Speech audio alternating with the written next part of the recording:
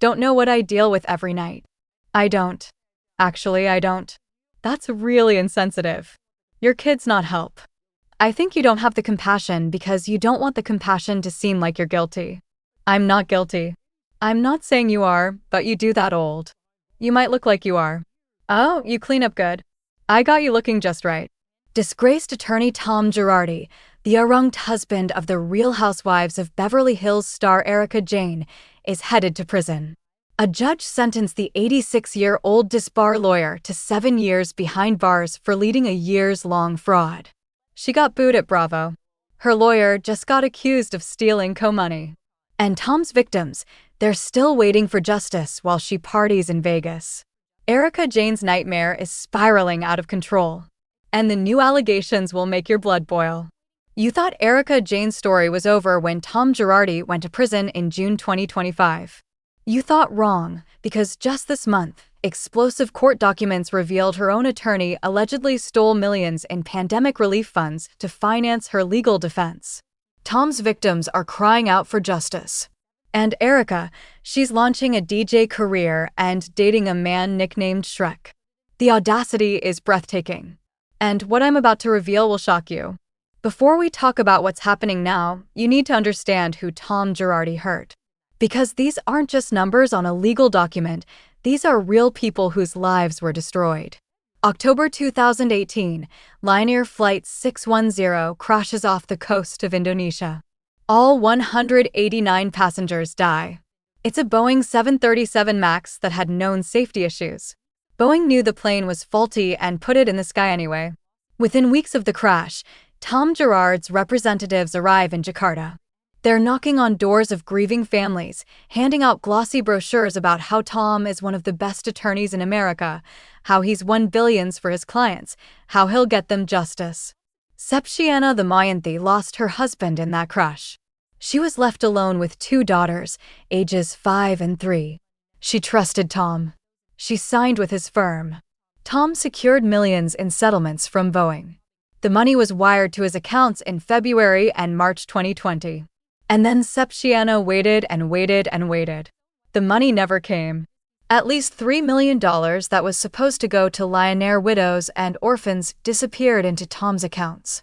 He used it to pay other victims in what prosecutors called a classic Ponzi scheme, using new settlement money to pay old debts, robbing Peter to pay Paul. Septiana told reporters, "This is rightfully ours, not Girard's. I'm exhausted. I thought I could use the settlement money for the children. At least they could have gotten a good education. Her daughters are now teenagers. They never got that money." Then there's Risky, who lost his father, a judge, in the crash. His father was the oldest son who supported Essex siblings, plus his own wife and children. Risky said, "I need to replace that. I need to continue his legacy. For my little brother, we need to pay for his tuition. For my mother, we need money for her daily expenses." They received nothing. There was another victim, Kathy Rugomez. Her teenage son was catastrophically burned in a 2010 gas explosion. The settlement was $53 million. Tom stole most of it.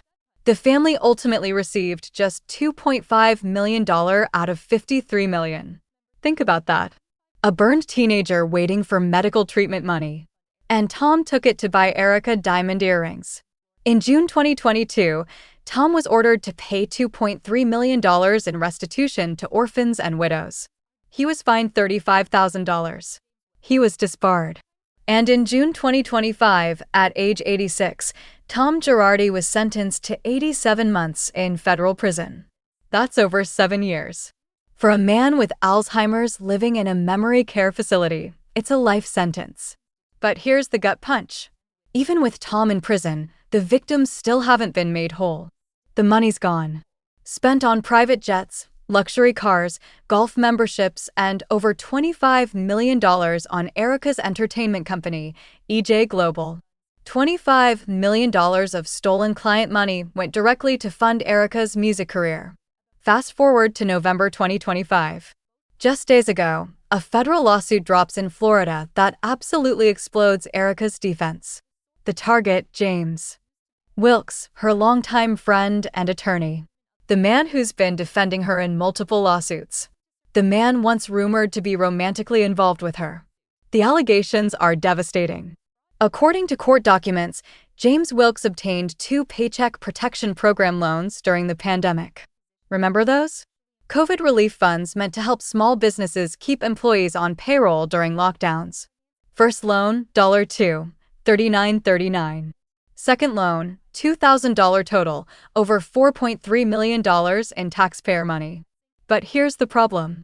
The lawsuit alleges Wilkes lied about how many employees his law firm had. He claimed he had 40 more full-time positions than he actually employed. Both loans were forgiven by the U.S. Small Business Administration under the assumption the money went to employee salaries like it was supposed to. It didn't. The lawsuit states that the source of the funds that Wilkes used to pay, invest in, or loan Erika Jayne and her team, and to pay attorneys to defend Erika Jayne and team and other lawsuits were 2 COVID loans. Let that sink in. COVID relief money meant for struggling businesses trying to survive a pandemic allegedly used to finance Erika Jayne's legal defense and lifestyle. Who filed this lawsuit? Christopher Pila, the costume designer from Marco Marco, the man Erika had arrested on false fraud charges back in 2016. We'll get to that story in a minute, but understand this. Christopher has been fighting Erika for years, and he just dropped a nuclear bomb on her defense. James Wilkes has made no public statement about these accusations. Radio silence. Legal experts are saying this could be catastrophic for Erika because if it's proven that her legal battles were funded by fraudulently obtained COVID relief money, everything changes. We're talking potential federal charges, wire fraud, conspiracy, the kind of thing that sends you to prison next to Tom. To understand why Christopher just sued James Wilkes, you need to know what Erika did to him back in 2016. Because this story is dark. Christopher Pila and his partner Marco Moranti run Marco Marco, a costume design company.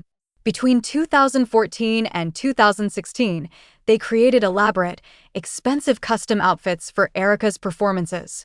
The kind of pieces you see in her music videos and stage shows. Erika loved their work. She placed 132 separate orders, totaling approximately $934,000. She gave them her American Express card and told them to charge it. Christopher tried to show her invoices. She declined to review them. She just said, "Charge the card." Then in December 2016, everything exploded. Erika suddenly questioned the charges, claimed Christopher overcharged her by $900,000, and then she did something absolutely shocking. According to the lawsuit, Tom Girardi paid a $7,500 bribe to a Secret Service agent to open an investigation into Christopher. This agent was Tom's friend.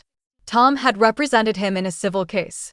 The Secret Service sent Erika to wear a hidden recorder at a meeting with Christopher on December 14, 2016.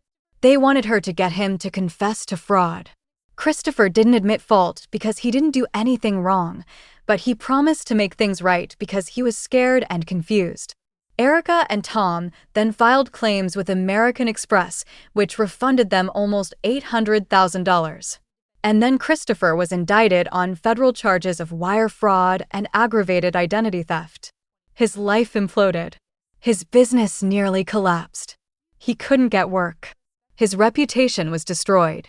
He spent years fighting these charges, racking up massive legal bills. And then in September 2021, federal prosecutors dismissed the case. Why? Because Christopher submitted text messages, emails, receipts, sketches, and social media posts proving Erika wore his designs. The charges were bogus. The whole thing was a setup. Christopher is now suing Erika, her assistants, American Express, and the Secret Service agents for over $18 million. He's alleging malicious prosecution, conspiracy, and fraud. And his lawsuit specifically names James Wilkes as the mastermind of a conspiracy to derail his lawsuits against Erika. Think about the timeline. A costume designer makes clothes for Erika. She falsely accuses him of fraud, gets him arrested, ruins his business. The charges are dropped 4 years later, and now the attorney defending Erika is allegedly using stolen CO money to keep fighting Christopher in court. This is a pattern of destruction. November 14, 2025. BravoCon kicks off in Las Vegas. It's a massive fan convention where Bravo stars meet their audience. Andy Cohen brings together a huge group of housewives for a special 20th anniversary celebration of the franchise. It's being filmed as a Watch What Happens live episode. Andy plays one of his usual games. He asks Erika which cast members she'd bring back to Real Housewives of Beverly Hills and which one she'd forget. Erika's answer, she'd forget Garslove. She'd bring back Teddy Mellenchamp. The audience booed her loudly, aggressively. Garcelle is one of the most beloved cast members. She's a fan favorite because she's authentic. She calls out BS, and she's been one of the few cast members willing to hold Erika accountable for her behavior. And Erika just said on stage that she'd forget her. The crowd was not having it. To be fair, it wasn't as bad as when Lisa Rinna got booed at BravoCon 2022. The audience let Lisa have it the moment she walked on stage, but still getting booed at the franchise's 20th anniversary celebration. That tells you exactly what fans think of Erika. She didn't seem fazed by the response, but the optics are terrible. Thousands of paying fans who traveled to Vegas to celebrate Bravo just told her they don't like her. And the reason is obvious. People are tired of watching Erika live a life of relative luxury while Tom's victims are still suffering. Let's talk about what Erika's life looks like right now. Because this is what makes people's blood boil. Tom's in prison. His victims still haven't been made whole. Sepshi and his daughter still don't have college money. Kathy Rue Gomez's burned son still hasn't received his full settlement. And Erika, she's thriving. In October 2025, she launched DJ Pretty Mess, her new DJ career. She announced her first appearance at Palm Springs Pride Weekend on November 8th at Hotel Zoo. She posted on Instagram, "I'm so thrilled to announce that I will be making my first appearance back behind the decks." She wrote, "Music has always been my constant, my first love, my escape, my heartbeat." Your escape? Tell that to the Indonesian widows. She's dating John McY, a retired U.S. Army Special Operations Sergeant Major nicknamed Shrek. At BravoCon, she gushed about him. She said they started dating in June and they're taking things slow. She revealed Kyle Richards was the first person she told about the relationship. She's smiling in photos. She looks happy. Season 15 of Real Housewives of Beverly Hills premieres December 4th, 2025. Erika's getting paid for that, probably around $600,000 for the season. According to press releases, she's shedding her old life by getting rid of the furniture she's held on to from her marriage. She's redecorating, moving on, starting fresh. She told a podcast host, "I've gone through the worst part of my life on television, and I'm putting my life back together. Still am. I would get a good job, or I would have my Vegas residency, and I would see these people just tear it down." She's positioning herself as a victim.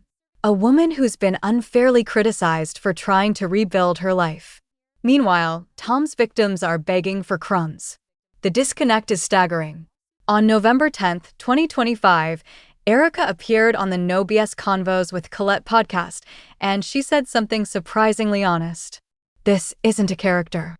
There are ugly sides of my personality that have come out." Finally, an admission, she continued. "There is enough food at the table for all of us.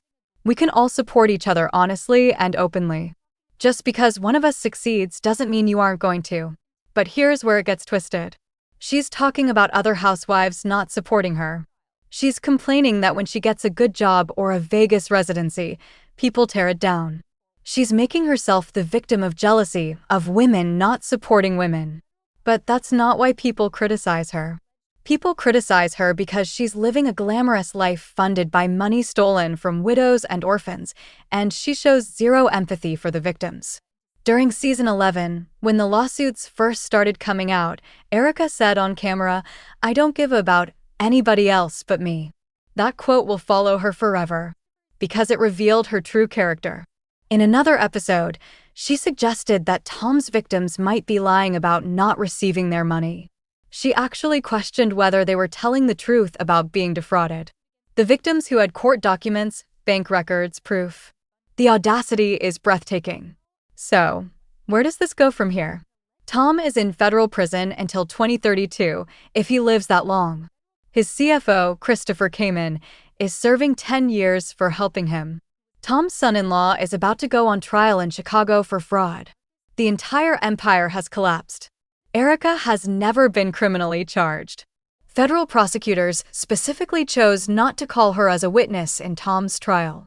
That could mean they don't have evidence she knew about his crimes, or it could mean they're building a separate case against her.